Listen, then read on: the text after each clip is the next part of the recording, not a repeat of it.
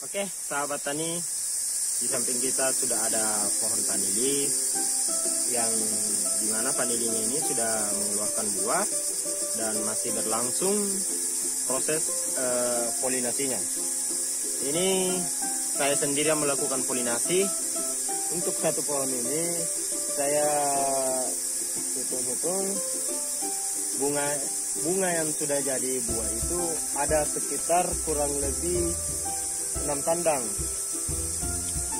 Sahabat tani bisa lihat ini masih dilakukan polinasi, masih mengeluarkan bunga baru. Nah, tapi di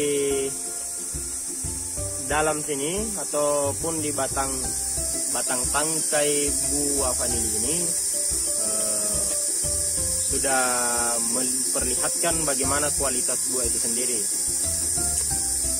Ini untuk mendapatkan buah yang berkualitas ataupun jumbo, itu kita harus mengerti gimana caranya agar polinasi yang kita lakukan itu benar dan tidak gugur dalam proses pembuahan.